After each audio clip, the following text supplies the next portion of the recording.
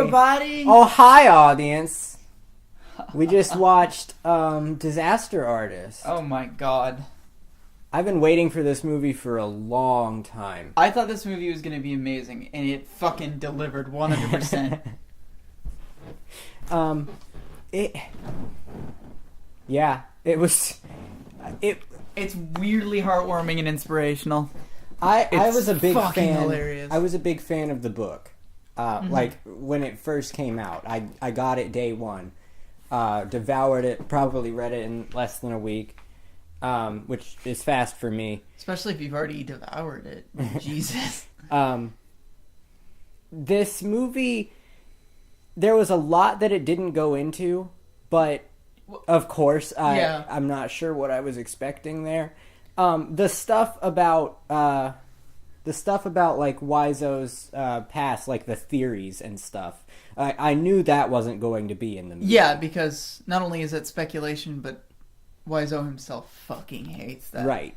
But there's a lot of little things that that could have been included in the movie via just like a quick line or two or something like that.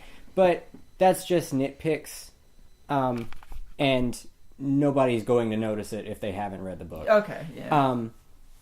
Also, it worked as a film. That they didn't cut out anything that made it not work. Also, like, events are kind of combined in some parts. It sounded like, from what I gathered, a lot of these things seemed not coincidental, but it seemed like the timeline wasn't 100% accurate. The timeline is not 100% accurate. I can't really point out exactly what was wrong because I did read the book a long time ago, but I did. I feel like the girlfriend stuff was kind of anachronistic. Yeah, that was. As far as I can remember, she left him before that. I could be wrong though.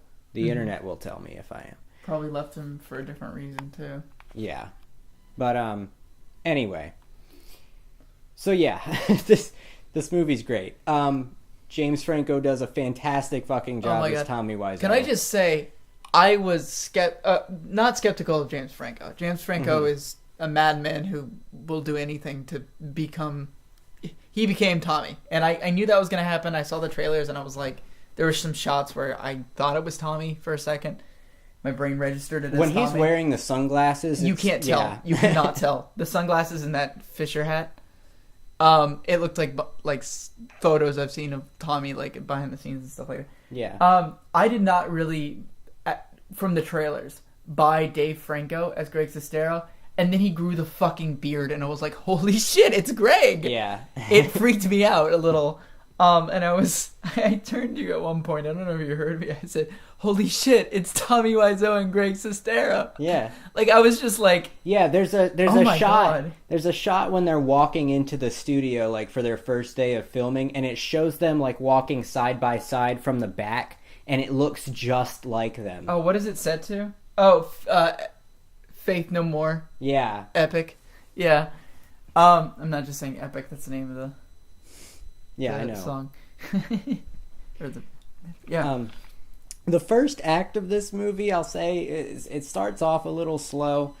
Kind of wonky. It feels like it's not sure what it's doing at that point. It feels like it has to establish a lot. And it does. Like I said, there's a lot of like real life stuff that they had to condense into, like, this happened in a couple days, when in reality it's not like that. It took months, years. Yeah.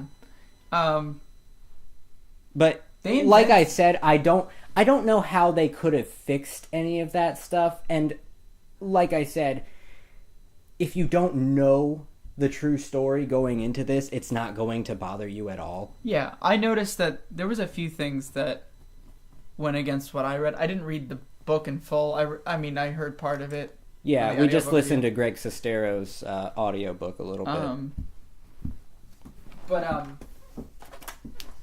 from what I gather, there's a few things like Tommy Wiseau is even more of an asshole in this film than he was in in real life when it comes to certain things.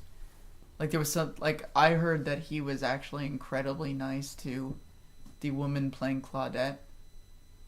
Like weirdly nice to her compared to everyone else.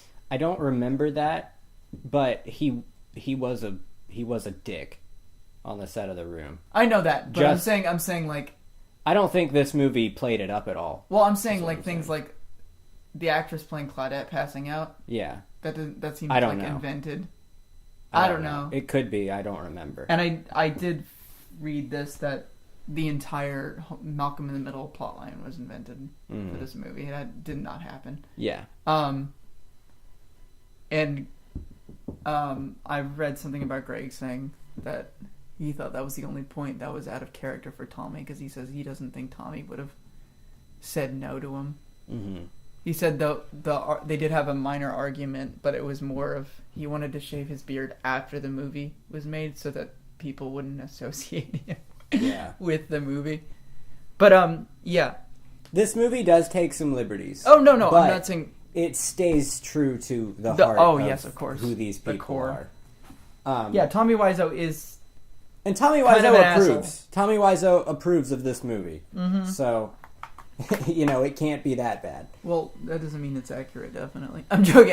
Right, but no, I was just making a joke. But it's definitely no. I mean, if you've read the book, I imagine there's some great parts that like stuck out to you that like, oh, I read that in the book, kind of. Mm-hmm. If you've seen The Room, you will love this movie. I can guarantee that. Yeah. I would recommend watching The Room first, just because it makes a bigger impact. Yeah, I would definitely recommend watching The Room first, but it's probably not necessary. It will be a lot funnier because the entire third act of the movie pretty much is a recreation. It's a riff on The Room. Like it pretty much just so fucking takes you through like the best scenes of The Room, but like with the actors switched out, and then it was like, oh my god, they could have done a full recreation. Yeah, the first act of this movie really follows a 3-act structure. Like, really, you can like absolutely see right where they are. Yeah, exactly. Like the whole first act, like I said, it's pretty slow, and it's just it's Greg and Tommy meeting up and moving in together and all that stuff. And the entire second act, for the most part, is the filming of The Room. Yeah. And then the third act is after The Room is completed. And yeah, there's a long time where they're just sitting in the theater watching it.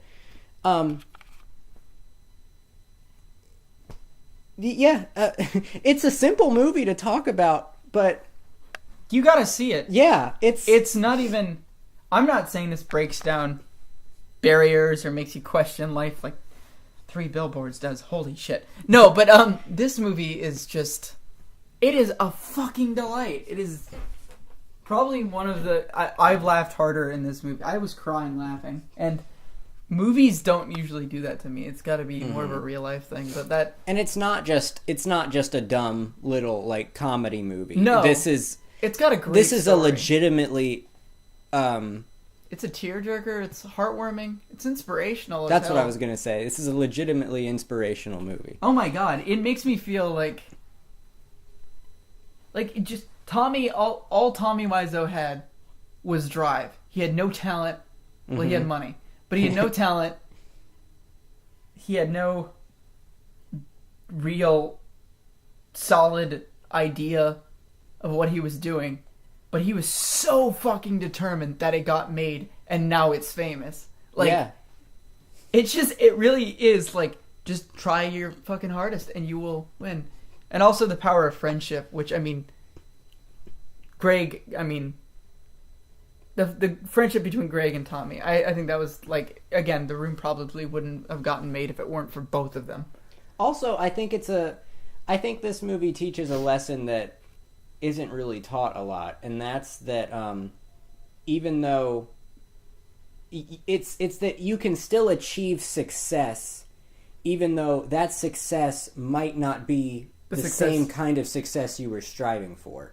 And that happens a lot in real life. Mm-hmm. Like, a lot of people end up successful in areas that they never thought they would be. Right. I wanted to name a few, but I can't. None of them come to mind right now. Just type it up on Gaggle. Yeah, just use that exact phrase I uttered, and yeah, just put that in Google. So yeah, Disaster Artist was great. I would recommend it to anybody who's seen The Room. Obviously, if you haven't seen The Room, I mean, damn, go out and watch it. It's one of our favorite movies. Anybody who's interested in the creative process of filmmaking, I'd say this is a good one for you to watch too. It's very like what not to do, but like in a way that's not like don't film the wall for half an hour. No, it actually like goes over when they're talking about equipment. It's very quick, but they mention nobody buys film equipment. Right. They rent it.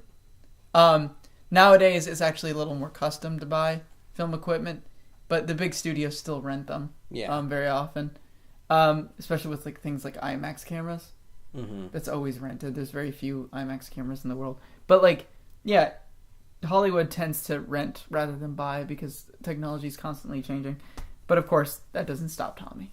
Yeah. The Determinator. All right. We'll see you next weekend. I don't remember what it is, but we'll see you.